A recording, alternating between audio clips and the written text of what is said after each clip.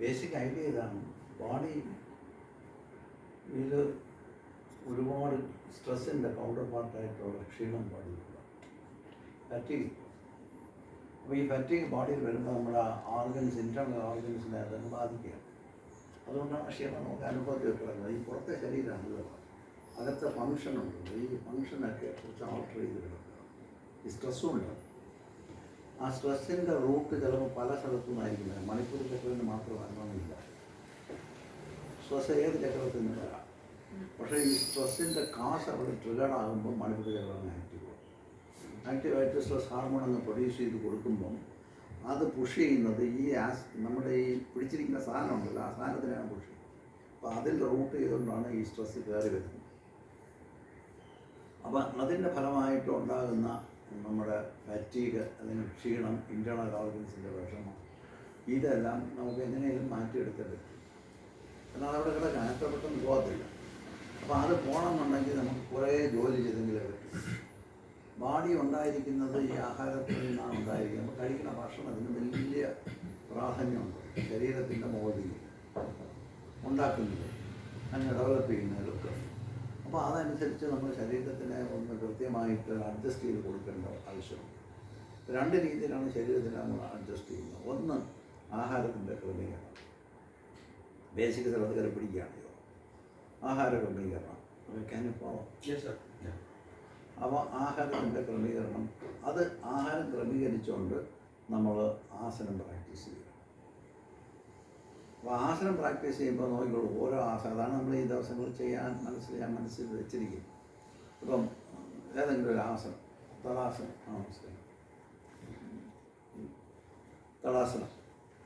തടാസനം എന്ന് പറഞ്ഞ ആസനം അവിടെ. തടാസനം എന്ന് പറഞ്ഞ ആസനം നമ്മൾ ചെയ്യുമ്പോൾ നമ്മൾ ആദ്യം ചെയ്യുന്നത് എന്താണെന്ന് പറഞ്ഞു കഴിഞ്ഞാൽ, ആദ്യം നമ്മുടെ ബോഡിയുടെ പൊസിഷൻ അലൈൻ ചെയ്ത് നമ്മൾ ആദ്യം ഒരു അലൈൻഡ് പൊസിഷൻ പിടിച്ചിട്ട് കൊണ്ടു നിർത്താം. ബോഡി അലൈൻ ചെയ്ത് അതാണല്ലോ ചെയ്യുന്നത് അല്ലേ. സ്റ്റാൻഡിങ് പൊസിഷൻ, ബോഡി അലൈൻ ചെയ്ത് കൃത്യമായിട്ട് സ്റ്റാൻഡിങ് പൊസിഷൻ കൊണ്ടുവയ്ക്കുക. അതൊരു ബേസിക് പൊസിഷനാണ്. ആ പൊസിഷനിൽ നിന്നാണ് പിന്നെ അടുത്ത സ്ഥലത്തേക്ക് നമ്മൾ പോകണം. അവിടെ നിന്നുകൊണ്ട് ഇപ്പം വൃക്ഷാസനം ചെയ്യാം, അല്ലേ നമ്മളിപ്പം ചെയ്യുന്ന ആസനം. വൃക്ഷാസനം, വൃക്ഷാസനം നമ്മുടെ സ്കീമിൽ. രണ്ടാമത് വൃക്ഷാസനം സ്റ്റാർട്ട്. വൃക്ഷാസനം നോക്കുക എവിടെ നാം തുടങ്ങുന്നത്. ആദ്യം നിന്നു, അലൈൻമെൻറ്റായി, ബോഡി കറക്റ്റ് ചെയ്തിട്ട് ഒരു കാല് മടക്കി പൊക്കി തുടയിൽ വയ്ക്കുക. അപ്പോൾ മാക്സിമം കയറ്റി എവിടെ വയ്ക്കാമോ അവിടെ വയ്ക്കുക. അങ്ങനെ ഒരു കാല് കയറ്റി വയ്ക്കുമ്പോഴത്തേക്കും ബോഡിയെ നമ്മൾ വാച്ച് ചെയ്യുന്നില്ല. സാധാരണ പ്രാക്ടീഷണർ വാച്ച് ചെയ്യുമ്പോൾ എന്താണ്, ഇയാളുടെ ബേസ് പെരിനിയം ഭാഗം ഒന്ന് തുറക്കും, അങ്ങ് റിലാക്സ് ചെയ്യും. അവിടെ ഉണ്ടായിരുന്ന ടൈറ്റനിങ് അവിടെ നിന്ന് ലൂസ് ചെയ്ത് കൊടുക്കുക. അല്ലേ, കാലിൻ്റെ പൊക്കി നിന്ന് നോക്കിയാൽ മതി. ഇപ്പം പൊക്കി നോക്കി അങ്ങനെ പഠിക്കാൻ പറ്റും. അല്ല, എന്നെ ചെന്നിട്ട് നോക്കി, ആര് നോക്കിയാലും അറിയാം. ടൈറ്റ് ചെയ്ത് പിടി കാല്.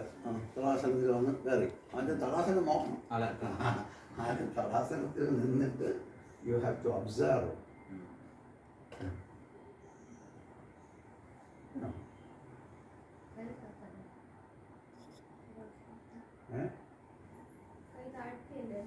അല്ലല്ല, അത് ചേട്ടാ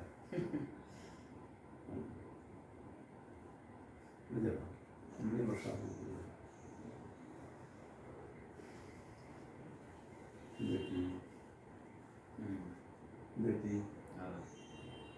ആ പെരിനിയത്തിൻ്റെ ഭാഗം റിലാക്സ് ചെയ്തു. പെരിനിയം എന്ന് പറയുന്നതാണ് Muladhara aspect food security shelter. പെട്ടെന്ന് ആ ഭാഗം ലൂസ് ചെയ്യും.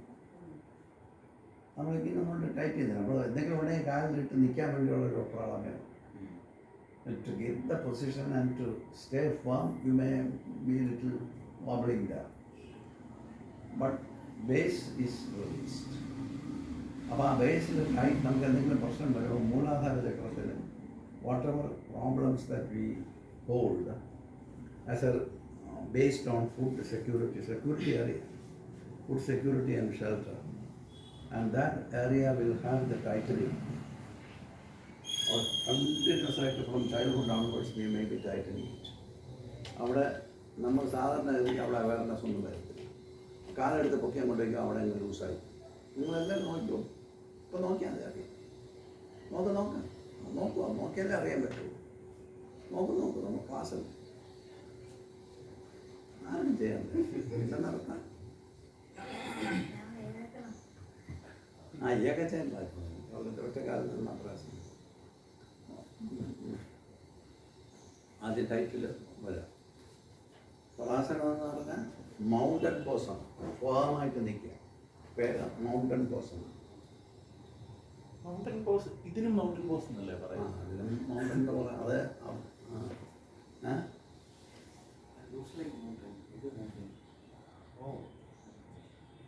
ഫേമായിട്ട് നിൽക്കുക.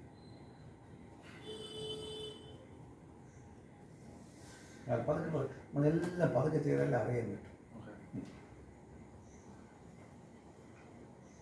ഇനി എന്ത് ചെയ്യും? ഒരു കാലിലേക്ക് വെയിറ്റ് ഷിഫ്റ്റ് ചെയ്തെല്ലാം മറ്റേ കാലിൽ പൊക്കാണ്. അപ്പോൾ നോക്കിക്കോളൂ, ഈ കാലിലേക്ക് വെയിറ്റ് ഷിഫ്റ്റ് ചെയ്യുന്ന ദ വെരി മോമെൻറ്റ് നിങ്ങൾ ഇത് പൊങ്ങാൻ തുടങ്ങുമ്പോൾ നിങ്ങൾ അവിടെ നിന്ന് ലൂസാവും. ശരിയാണ്. അപ്പോൾ നോക്കണം എവിടെയാണ് വർക്ക് ചെയ്യുന്നത്. അത് ഫുള്ളായിട്ടങ്ങ് ഓപ്പണായി വരുന്ന. എന്നിട്ട് കുറേ കൂടെ നമ്മൾ തള്ളി സൈഡിലേക്ക് പൊസിഷൻ പോകാം. അങ്ങനെ വെച്ചിട്ട് ഇനി അടുത്ത ബാക്കി കൂടെ ചെയ്യും. അപ്പോൾ നോക്കണം, അവിടെ ഫിക്സ് ചെയ്ത് അവിടെ ലൂസ് ചെയ്തതിന് ശേഷം മുകളിലോട്ട് എക്സ്റ്റെൻഡ് ചെയ്യുക. അപ്പോൾ ഇവിടെ ലൂസ് ചെയ്യുമ്പോൾ ഇവിടുത്തെ ഒരു എനർജി ഉണ്ട്. അവിടെ ഒരു സാധനം പിടിച്ചുകൊണ്ടിരിക്കുന്ന സാധനം അവിടെ cannot be hold, cannot be here.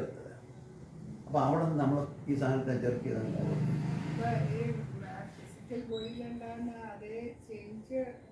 മൈൻഡിലുണ്ട്. അപ്പോൾ അവിടെ റിലാക്സ് ചെയ്തുകൊണ്ട് ആ എനർജി മുകളിലോട്ടങ്ങ് ഷിഫ്റ്റ് ചെയ്ത് കൊടുക്കും. അപ്പോൾ ഇത് റിലാക്സാണ്. ഇങ്ങനെയാണ് ഓരോ ആസനവും. നമ്മൾ ആ സാധാരണ ഗതിക്ക് അങ്ങോട്ടേക്ക് പോകത്തില്ല. സാധാരണ ഗതിക്ക് നമ്മൾ പോസ്റ്റർ ചെയ്താൽ മതിയല്ലേ. എന്തിനു പോസ്റ്റർ ചെയ്യുന്നു എന്നുള്ളത് ഈ കാര്യങ്ങളൊക്കെ അങ്ങനെ നടന്നുകൊണ്ടിരിക്കും. അറിയേണ്ട കാര്യത്തിൽ നടക്കും. പക്ഷെ നമ്മൾ അറിഞ്ഞാൽ ഇത് പെട്ടെന്ന് നമ്മുടെ അറ്റൻഷൻ അവിടെ വരികയും പെട്ടെന്ന് ഓപ്പറേറ്റ് ചെയ്യുകയും ചെയ്യും.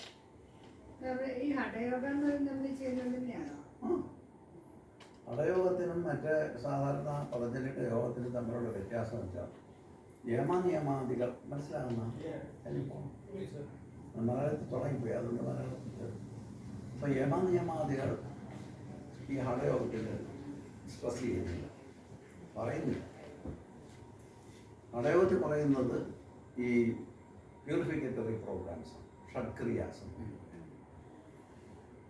6 പ്യൂരിഫിക്കറ്ററി പ്രോഗ്രാംസ് ചെയ്തിട്ട് ബോഡി പ്യൂരിഫൈ. വേറൊന്നും നോക്കില്ല. ആരും അങ്ങനെ പിടിച്ച് പ്യൂരിഫൈ ചെയ്യുക, അവരെ പിടിച്ച് വെള്ളം കുടിപ്പിച്ച് ഛർദ്ദിപ്പിക്കുക, അങ്ങനെയൊക്കെ ഉള്ളതാണ്. അവൻ്റെ ത്രോട്ടൊക്കെ കഴുകി റെഡിയാക്കുക, ഛർദ്ദിപ്പിക്കുക, അവൻ്റെ വയറിളക്കുക, ഇതൊക്കെ തന്നെ. ഇത് തൗതി, ബസ്തി, നൗളി, കപാലഭാതി, ത്രാടക, പ്രോഗ്രാംസ്. അപ്പോൾ അതൊക്കെ ചെയ്യുമ്പോൾ ഇയാളുടെ അകത്തുനിന്നൊക്കെ ഉള്ള വൃത്തിയായിട്ടെല്ലാം അങ്ങ് പോയി പിന്നെ ഒരു ക്ലീൻ ഫീലിംഗ് എന്ന് കിട്ടും. ആ സാധനം ചെയ്തു കഴിഞ്ഞാൽ ഇവനെ കൊണ്ടങ്ങ് ആസനം ചെയ്യിപ്പിക്കും. മറ്റു യമനിയമാദികളൊന്നും പറയുന്നില്ല. യമനിയമാതി പറയാതെ ഈ കാര്യത്തിലേക്ക് അങ്ങ് ഇൻട്രൊഡ്യൂസ് ചെയ്ത് കൊടുക്കും. ഇവരങ്ങ് ചെയ്തുകൊണ്ടിരിക്കുക. ബോഡി പ്യൂരിഫിക്കേഷൻ സംഭവിച്ചുകൊണ്ടേയിരിക്കും. ഫോളോ ചെയ്യുന്ന സ്കീം ഈ യോഗത്തിൻ്റെ സ്കീം തന്നെയാണ്. യമനിയമാദികൾ ഒഴിച്ച്. യമനിയമാദികളല്ല, അത് പ്രധാനമായിട്ട് എടുക്കുന്നില്ല. പ്രധാനമാണെന്ന് അവർക്കറിയാം. എടുക്കാത്ത കാര്യം എന്ന് വെച്ചാൽ ഈ യമനിയമാദികൾ ഉള്ളവർക്ക് ഈ ബാക്കിയുള്ള കാര്യങ്ങൾ പഠിപ്പിക്കുള്ളായിരുന്നു പണ്ട്. അല്ലെങ്കിൽ വൃഥാ പഠിപ്പിക്കുന്നതാണ്, അർത്ഥമില്ലാതെ പഠിപ്പിക്കുന്നു. കുറച്ച് ദിവസം കഴിയുമ്പോൾ അമ്മായി നോക്കി വല്ലയിടത്തും പോകും. മനസ്സിലായില്ലേ? കൊലപാതകം ചെയ്യാൻ, കള്ളത്തരം പറയാൻ, ചൂഷണം ചെയ്യാൻ, ഇങ്ങനെയൊക്കെ ഡിസോണസ്റ്റ് ഇൻറ്റൻഷനോട് നാട് നശിപ്പിക്കാനൊക്കെ പോകും. അപ്പോൾ അതുകൊണ്ടാണ് ആ കാലത്തെ ആചാര്യന്മാർ യമനിയമാദികൾ ഉണ്ടോ ഇല്ലയോ എന്ന് നോക്കാൻ ആശ്രമത്തിൽ ചുമ്മാ നിർത്തുന്നത്. ആര് പഠിക്കാൻ വന്നാൽ ഇതിന് ഇയാൾ ഒബ്സർവ് ചെയ്തുകൊണ്ടിരിക്കും. അവൻ്റെ സ്വഭാവത്തിൽ ഇതെല്ലാം പ്രകടമാണ്. അപ്പോൾ ഉണ്ടെങ്കിൽ പെട്ടെന്ന് ഒരു ദിവസം വിളിച്ച് പഠിക്കാമെന്ന് പറഞ്ഞു തുടങ്ങും. ഓർമ്മയില്ലേ, ശിഷ്യന്മാർ 2 പേര് വന്നിട്ട് 3 പേര് വന്നത് അവിടെ തന്നെ ആശ്രമത്തിൽ നിർത്തിയിട്ട് ഒന്നും പറഞ്ഞു കൊടുത്തിട്ട് ദിവസവും ഇവർ പോയി ചോദിച്ചുകൊണ്ട് എന്തെങ്കിലും പറഞ്ഞു തരാനായിട്ട്. കൊച്ചു പിള്ളേരാണ് അന്ന്, കൊച്ചു പിള്ളേരാണ് പോകുന്നത്. ഒന്നും പറഞ്ഞു കൊടുത്തില്ല. അങ്ങനെ അവർ ദിവസം വരും, രാവിലെ വൈകുന്നേരം വന്ന് സ്വാമിയോട് ചോദിക്കും. സ്വാമി പറഞ്ഞാൽ ശരി 2 വർഷം നിന്നു, ഒന്നും പറഞ്ഞുകൊണ്ടില്ല. അങ്ങനെ അങ്ങോട്ട് പോയപ്പോഴത്തേക്കെന്ന് വെച്ചാൽ ഇവർ പോയി ചോദിക്കുന്ന കാര്യം അങ്ങോട്ടാണ്. ചോദിച്ചിട്ട് പ്രത്യേകിച്ച് കാര്യമൊന്നുമില്ല. അവർ പറഞ്ഞപ്പോഴേ കിട്ടുള്ളൂ എന്ന് അവർക്ക് മനസ്സിലായി. അപ്പോൾ എല്ലാവരും അങ്ങ് നിർത്തി, ഒന്നും പറയാൻ പോയില്ല. ഇവർ എൻ്റെ അധ്യാപകൻ്റെ അടുത്ത് മഹർഷിയുടെ അടുത്ത് പോയി ഒന്ന് ചോദിച്ചു. പതുക്കെ വന്നു. അങ്ങനെ നിൽക്കുമ്പോൾ ഒരു ദിവസം വരാമോ പാടെ ഇരുന്ന് പറഞ്ഞിട്ട് ഇയാൾ ഓം എന്ന് ജപിക്കാൻ പറഞ്ഞു. ഓം പോയി. അപ്പോൾ എന്താണ് ആ ഊമായാണല്ലോ പറയാം. അപ്പോൾ ഇവർ 3 പ്രാവശ്യം പറഞ്ഞു. 3ാമത്തെ പ്രാവശ്യം പറഞ്ഞപ്പോൾ എമ്മര ഔട്ടായി, റിയലൈസ്ഡ് ആയി. അതാണ് എന്താണെന്ന് വെച്ചാൽ ആന്ന് പറഞ്ഞുകൊണ്ടിരിക്കുമ്പോൾ എന്താ സംഭവിക്കും? അകത്തോട്ട് എയറെടുക്കുന്ന പരിപാടി നിന്നു ഇല്ല, പുറത്തോട്ട് തള്ളിക്കൊണ്ടിരിക്കും. എന്ന് പറയുമ്പോൾ റിറ്റൻഷൻ തരും, എന്ന് പറയുമ്പോൾ എക്സലേഷൻ തരും. അപ്പോൾ പ്രാണനങ്ങ് ഒതുങ്ങി. പ്രാണൻ്റെ സപ്പോർട്ടില്ലെങ്കിൽ മൈൻഡ് വർക്ക് ചെയ്യത്തില്ല.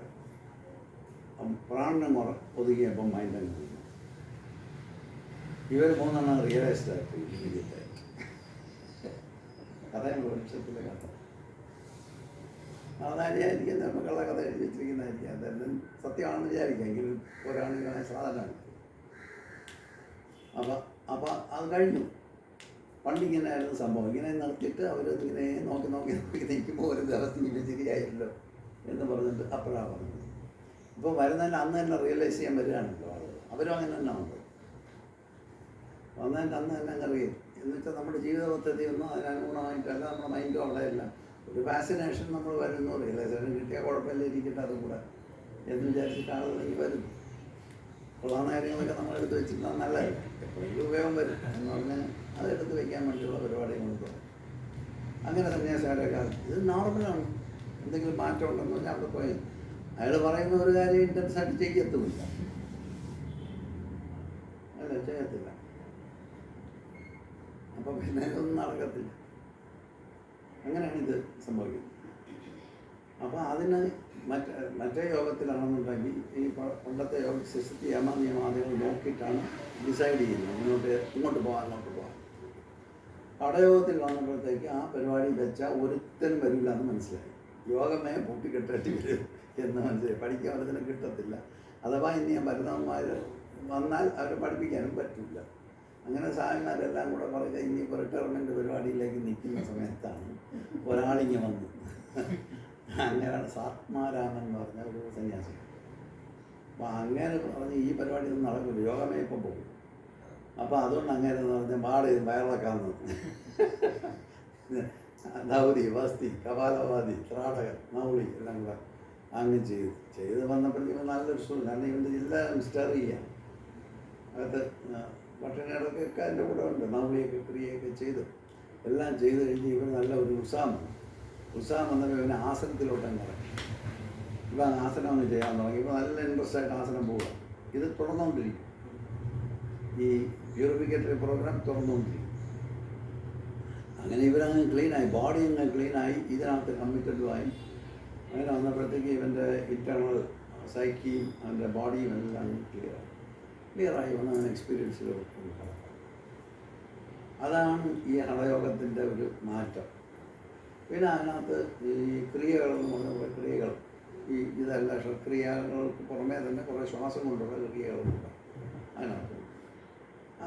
അങ്ങനെ ഒന്ന് മോഡിഫൈഡ് വെർഷനാണ് ഈ ഹഠയോഗം. ഇതിൻ്റെ രണ്ടിൻ്റെയും പർപ്പസ് എന്ന് പറയുന്നത് ബോഡിയുടെയും മൈൻഡിൻ്റെയും പ്യൂരിഫിക്കേഷൻ. അതിപ്പോൾ ഏത് ആസനം നിങ്ങൾ നോക്കിക്കൊണ്ടാലും ഇത് സംഭവിച്ചുകൊണ്ട് എവിടെ ആണ് റിലാക്സ് ചെയ്യുന്നത്. അത് കഴിഞ്ഞ് അടുത്തത് എന്താണ്, ഇവിടം വരെയായി. അത് കഴിഞ്ഞ് അടുത്തത് എന്താണെന്ന് പറഞ്ഞാൽ ആ സ്കീമിൽ ഇങ്ങനെ നോക്കുകയാണെങ്കിൽ പിന്നെ പദാങ്കുഷ്ടാസനം അല്ലാന്നുണ്ടെങ്കിൽ അർത്ഥ ഘടീചക്രാസനം എന്ന് പറയുമ്പോഴത്തേക്ക് ആ സെൻറ്റർ നമ്മൾ കുറച്ച് വർക്ക് ചെയ്ത് കുറേ ദിവസം വർക്ക് ചെയ്യുകയാണ്. ഈ ബേസ് ചക്രയിൽ വൃക്ഷാസനമൊക്കെ അത് കഴിഞ്ഞ് നോക്കും മറ്റേത് ചെയ്യുമ്പോൾ അവിടെ അല്ല, അവിടെ ആൾറെഡി റിലാക്സ്ഡ് ആയി. പിന്നെ അടുത്ത അപ്പർ റേഞ്ചിലോട്ട് അത് കിടക്കും. അപ്പർ പാർട്ടിലോട്ട് കിടന്ന് അവിടെ ഉണ്ടായിരിക്കുന്ന ടെൻഷനും സ്ട്രെസ്സും കൊണ്ട് വന്നിരിക്കുന്ന മസ്കുലാർ സെല്ലുലാർ ചേഞ്ചസും എല്ലാത്തിനെയും തിരിച്ച് കറക്റ്റ് ചെയ്യാനായി ഉള്ള വർക്കിലാണ് പിന്നെ മോളോട്ട് പോകും. അപ്പോൾ ചോദിക്കും, എന്നാൽ പിന്നെ ചില സ്കൂളുകളിൽ തലവുത്തന നിന്നാണല്ലോ സാറേ തുടങ്ങുന്നത് അല്ലേ? അങ്ങനെ ഉണ്ട് സ്കൂളുകൾ. ആദ്യം തലവുത്തനാണ്. തലവുത്തന എന്നാൽ ചത്തൊന്നും പോകത്തില്ല. നമ്മൾ തലവുത്തന 2 മാസത്തിൽ കൂടുതലാണ്, 2-3 മാസം കിടക്കുന്നുണ്ട് തലവുത്തന ഇല്ലേ? നോൺ സ്റ്റോപ്പായിട്ട് കിടക്കുക, തലവുത്തന തന്നെ കിടക്കുക. തിരിയാന്ന് വിചാരിച്ചാലും പോലും പറ്റാതെ ആയിട്ടാണ് തലവുത്തന കിടക്കുക. ഇങ്ങനെ 2-3 മാസം തലവുത്തന കിടന്നാൽ ഇനി വന്നിട്ട് ഒരു ദിവസം തലവുത്തന നിന്നാൽ ചത്തൊന്നും പോകത്തില്ല. അങ്ങനെ പറയുന്നതൊന്നും വരത്തില്ല.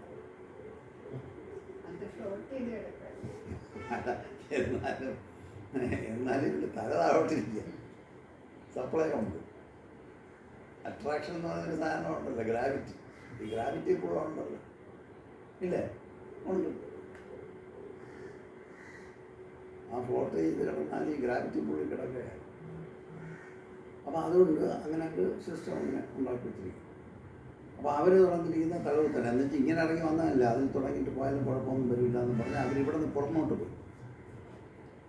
തലവുത്തന നിൽക്കുന്ന ആസനം 1 നമ്പർ 1. പിന്നെ അങ്ങോട്ട് പുറന്നോട്ട് സർവാംഗാസനം, മത്സ്യാസനം, മത്സ്യാസനം എന്ന് പറഞ്ഞ് പുറന്നോട്ട് പോയി. അത് സ്റ്റാൻഡിങ് ആസനാസ് വന്നു.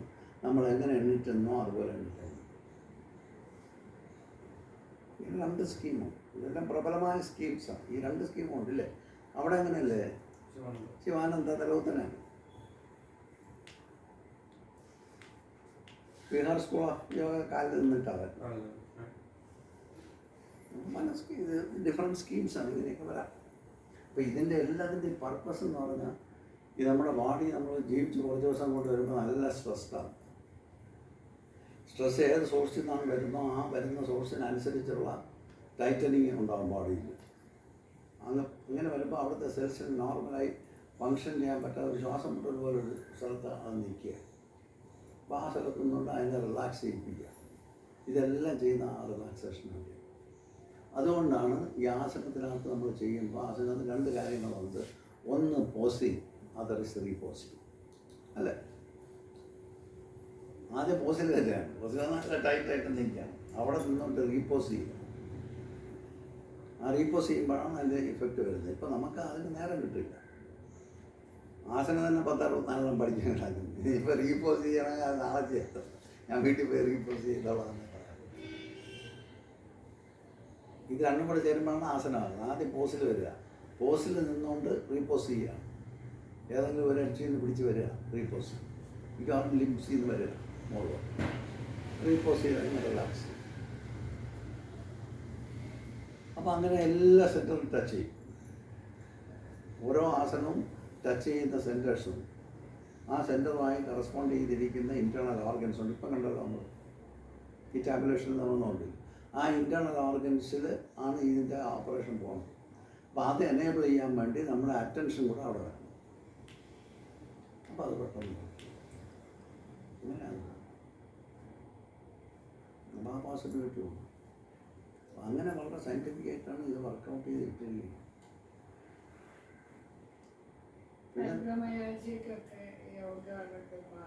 ഏതാണ് അയ്യോ അതിന് റിസർച്ച് ഉണ്ടല്ലോ. ഫൈബ്രോമയാൾജിയിൽ ഒരുപാട് പേപ്പേഴ്സ് ഉണ്ട്. യോഗ കൊണ്ട് വന്ന പേര് എനിക്കുണ്ടായിരുന്നു 2 പേര്. ഇങ്ങനെയാണ് എനിക്ക് ആദ്യമായിട്ട് ഞാൻ കേട്ടത്. ഫൈബ്രോമയാൾജിയ എന്ന് പറഞ്ഞത് ഒരു വിദേശ പെൺകുട്ടിയാണ്. ഇവിടെ റെസ്റ്റോറൻറ്റിൽ വന്ന് ഭക്ഷണം കഴിക്കാൻ വരുന്ന ഒരു സ്ത്രീ, അവരുടെ വൈഫുണ്ട്. അത് അവർക്ക് ഫൈബ്രോമയാൾജി ആയിരുന്നു. അപ്പോൾ അങ്ങനെ അവർ കുറേ പേപ്പർ കൊണ്ടാകുന്നു. ഈ റിസർച്ച് പല റിസർച്ച് റിപ്പോർട്ടുകളും കൊണ്ടാണ് അത് വന്നു. ഇങ്ങനെയൊക്കെ പറയുന്നു, അവർ കേട്ടിരിക്കുന്നു യോഗം. അപ്പോൾ അതുകൊണ്ട് അത് വർക്ക് ചെയ്യാൻ പറ്റുമോ എന്ന് പറഞ്ഞാണ് ഇവിടെ അത് ക്യൂറാകുകയൊന്നുമില്ല. ഭയങ്കരമായിട്ടുള്ള ഇമ്പ്രൂവ്മെൻറ്റ്, പെയിൻ വരുമല്ലോ അവർക്ക്. ആ പെയിനെല്ലാം ഇവിടുന്ന് അവർ 2 വർഷത്തോളം ഉണ്ടായിരുന്നു. ഇവിടെ ഇന്ത്യയിൽ എവിടെ താമസം എന്ന് പറഞ്ഞാൽ ജവഹർലാലിൽ ഒരു സ്ഥലത്താണ് താമസം. അങ്ങനെ താമസപ്പെട്ട് റെഗുലറായിട്ടാണ് ചെയ്തുകൊണ്ടിരിക്കുന്നത്. അങ്ങനെ പെയിൻ എന്ന് പറഞ്ഞാൽ റിലീവ് ചെയ്തു, പിന്നെ വീക്ക്നെസ്സും റിലീവ് ചെയ്തു. അത് കഴിഞ്ഞപ്പോഴത്തേക്ക് ഒരു റിലേഷൻഷിപ്പ് തകർന്നു. ഇവരുടെ ബോയ് ഫ്രണ്ടുമായിട്ടുള്ള റിലേഷൻഷിപ്പ് ഭയങ്കരമായിട്ട് തകർന്നു.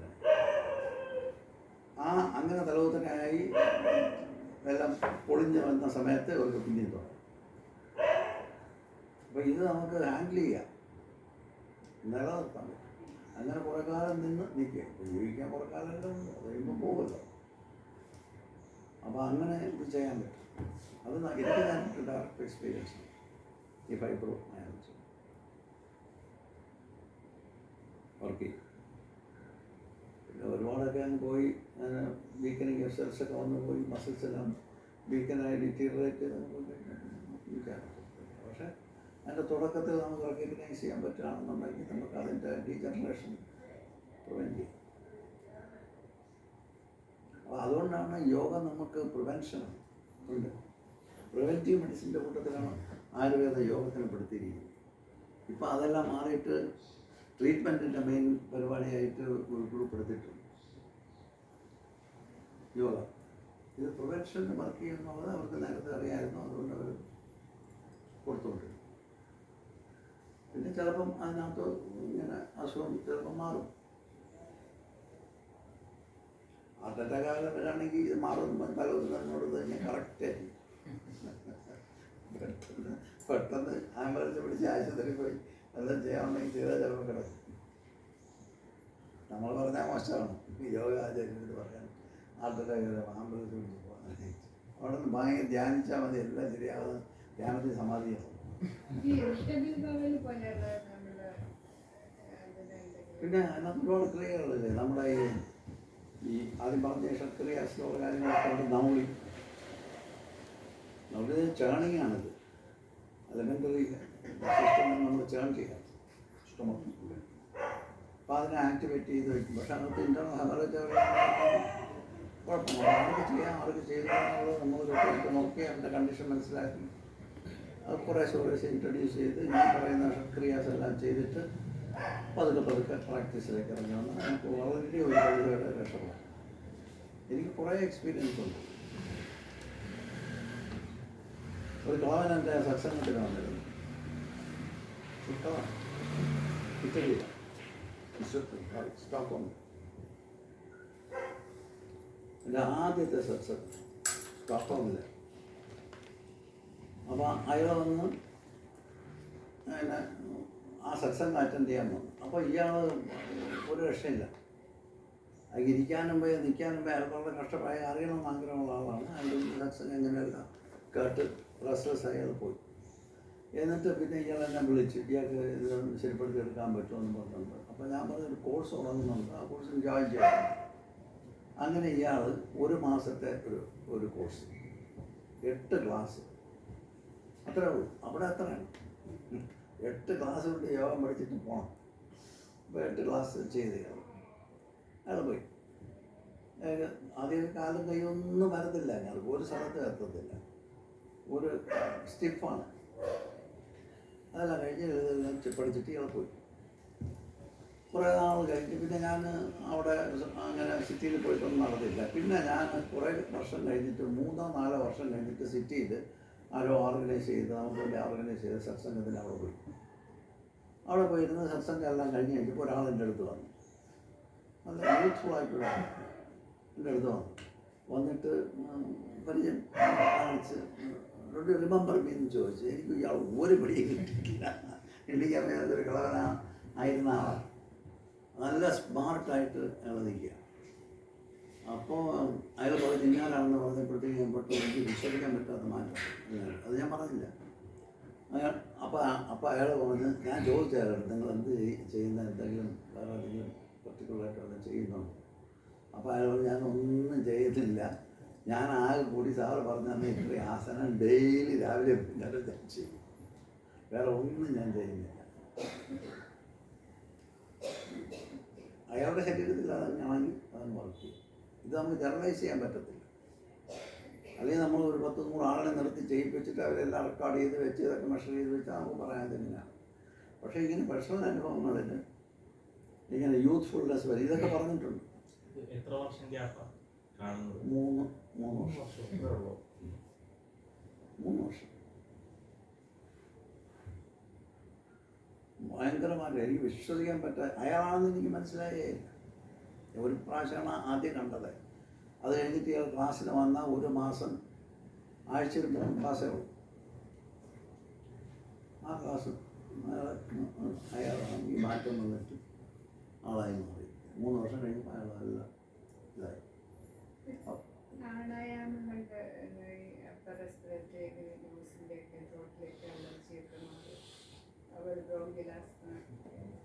ബ്രോങ്കിയൽ ആസ്മ മറ്റേതില്ലേ, സൈക്കിക് ആസ്മയൊക്കെ ഇമ്മീഡിയറ്റ്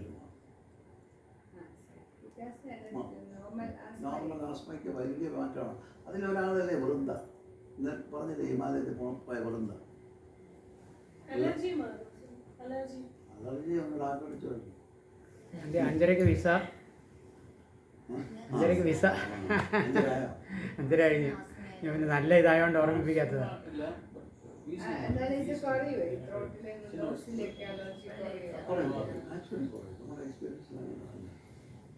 അതിപ്പോൾ ഈ സ്ത്രീയെ നമ്മുടെ വൃന്ദ ശ്വാസം വലിക്കാൻ പറ്റുക, പ്രാക്ടീസ് ചെയ്യാൻ പറ്റുന്ന സമയത്ത് ശ്വാസം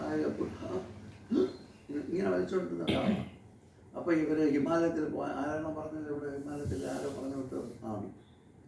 അങ്ങനെ ആരോ ഹിമാലയത്തിൽ പോകാനായിട്ട് വന്നു. നമ്മുടെ ഗ്രൂപ്പിൽ കൂടെ ജോയിൻ ചെയ്യാൻ വന്നു. അപ്പോൾ എനിക്ക് വലിയ പേടിയായിരുന്നു. ഈ അപ്പർ ഹിമാലയത്തിൽ ശ്വാസം ഇല്ലാത്ത ഒരാളെ പിടിച്ചിട്ട് ഇത്രയും ഹൈ പ്രഷറുള്ള സ്ഥലത്ത്, ഈ ഹൈ പ്രഷറില്ല ആൾട്ടിറ്റ്യൂഡുള്ള സ്ഥലത്ത് കൊണ്ടുവന്ന് കയറ്റി ശ്വാസം വരെ നിന്ന് പോയാൽ നമ്മൾ പെട്ടുപോകുന്ന കേസാണ്.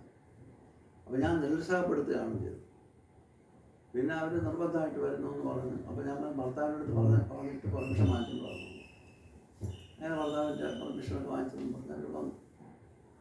അതെല്ലാം കഴിഞ്ഞ് അവർ ആ യാത്ര, അത് ഈ പ്രാക്ടീസ് തുടങ്ങി കുറേ കഴിഞ്ഞിട്ടാണ്. പ്രാക്ടീസ് ചെയ്തിട്ട് നമ്മുടെ സെൻറ്റർ അവിടെ ഇവിടെ ശാസ്ത്രമംഗലത്തിൽ കിടക്കുന്ന സമയത്താണ് ഇങ്ങനെ സ്ഥിരമായി വന്നുകൊണ്ടിരുന്ന കൂട്ടത്തിൽ ഇവരുണ്ട്. ആ കൂട്ടത്തിൽ വന്ന് പ്രാക്ടീസ് ചെയ്തുകൊണ്ട് എന്നിട്ടാണ് അവർക്ക് ഹിമാലയത്തിൽ പോകാനായിട്ട് ഒരു ഇൻസ്പിറേഷൻ കിട്ടിയത്. എനിക്കൊരു കോൺഫിഡൻസും ഇല്ലായിരുന്നു. ക്ലൈമറ്റ് മാറുമ്പോൾ ആസ്മയൊക്കെകളാകാമല്ലോ. അപ്പോൾ ഒരു കുഴപ്പമില്ലാതെ അവിടെ വന്ന് ഹിമാലയത്തിൽ പോയിട്ട് ഇങ്ങനെ വന്നപ്പോഴത്തേക്കും അവർ ഭയങ്കര കോൺഫിഡൻസ് ആയിപ്പോയി. അപ്പോൾ അടുത്ത പ്രാവശ്യം ഹിമാലയത്തിൽ എല്ലാ വർഷം പോവുകയാണ്. അടുത്ത പ്രാവശ്യം ഹിമാലയത്തിൽ പോകുന്ന നേരത്തെ വീണ്ടും ഇവർ സൈനപ്പ് ചെയ്യാൻ വന്നു. സൈനപ്പ് ചെയ്യാൻ വന്നു. നമ്മുടെ ഒരു ഫംഗ്ഷൻ നടന്നുകൊണ്ടിരിക്കുന്ന സമയത്ത് ഞാൻ സ്റ്റേജിലിരിക്കുന്ന ഒരു കാളുണ്ട്, ഇവരുടെ ഭർത്താവ്. അതാ പറഞ്ഞിട്ട് അവൾ ഹിമാലയത്തെ കൊണ്ടുപോകണം, ഇങ്ങനെ മനുഷ്യനെ ഉപദ്രവിക്കുന്നത് അവളെ കൊണ്ടുവരുന്നത്. ഞാൻ കാരണമാണ് അവൾ ഹിമാലയത്തിൽ വരുന്നത്. പിന്നെ സംസാരിക്കാൻ മീറ്റിങ്ങിലിരിക്കുക, പബ്ലിക് മീറ്റിങ്ങിലിരിക്കും. സുധയുടെ ബുക്കിൻ്റെ റിലീസ് അതിനിരിക്കും.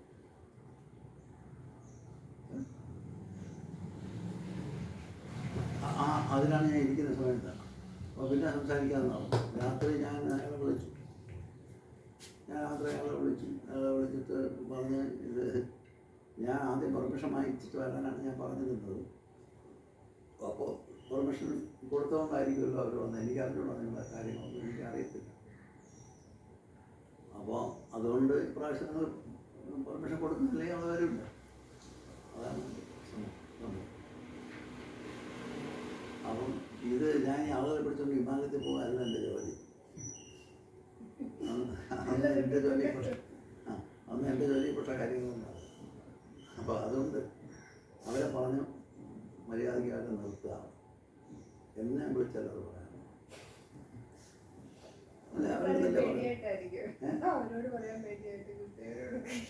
എന്നാ ഞാൻ പറഞ്ഞു, എനിക്കിതല്ലേ പറയാൻ പറഞ്ഞു. ഞാൻ അതങ്ങ് പറഞ്ഞു. ഇതെല്ലാം പറഞ്ഞു കഴിഞ്ഞിട്ട് അവർ വന്നേ പറ്റുള്ളൂ നിർബന്ധം വെച്ച് അവസാനം ഒരു 4-5 ദിവസം കഴിഞ്ഞപ്പോഴത്തെ അങ്ങനെ എന്നെ വിളിച്ച് എങ്ങനെയെങ്കിലും ഒന്ന് കൊണ്ടുപോകണം, എങ്ങനെയെങ്കിലും ജീവിതം കൊണ്ട് ചോറായി കാണാതിരിക്കാം, എങ്ങനെയെങ്കിലും സത്യമാണ് എന്നെ വിളിച്ച് പറഞ്ഞ് എങ്ങനെയെങ്കിലും ഒന്ന് കൊണ്ടുപോകണം സാറൊന്നും. അതില്ല, ആ പരിപാടി ഇല്ല. ഞാൻ കൊണ്ടുപോയി.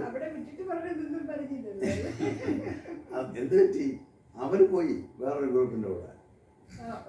അവർ പോയി, ആസ്മയെല്ലാം പോയി. അത് പോയി. അതിനുശേഷം അവർ കൈലാസത്തിൽ പോയി. കൈലാസത്തിൽ പോയി ആ സ്ത്രീ. അങ്ങനെ അവർക്ക് അതിന് കോൺഫിഡൻസ് വന്നു, അവരുടെ ശ്വാസത്തിൻ്റെ പ്രശ്നങ്ങളൊക്കെ മാറി. അതൊരു എക്സാമ്പിളാണ് നമ്മളെ ഇത്. അത് എത്രയോ പ്രാവശ്യം ഹിമാലയത്തിൽ പോയി. അത് കൈലാസത്തിൽ തന്നെ 2 പ്രാവശ്യം പോയി. കൈലാസത്തിൽ പോയിട്ട് യോഗിനിയമ്മയ്ക്ക് വന്നപ്പോൾ ഞാൻ പാദ നമസ്കാരം ചെയ്തു.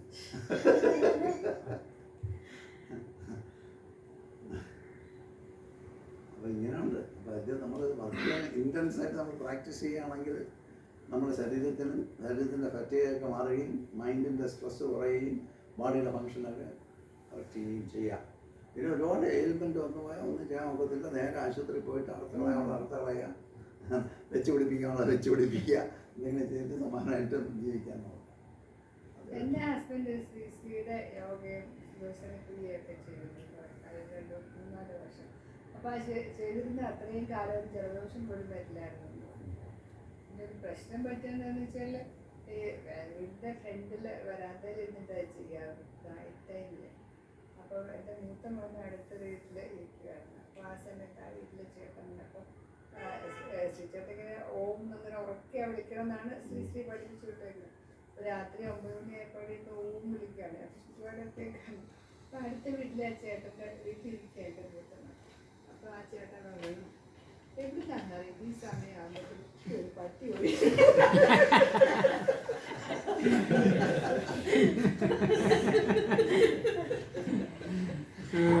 അറിയാണ്ട് പറഞ്ഞതാ, ഇതൊന്നും പറഞ്ഞിട്ടില്ല, അല്ലെങ്കിൽ ഇതൊന്നല്ല, അറിയാണ്ട് പറഞ്ഞു.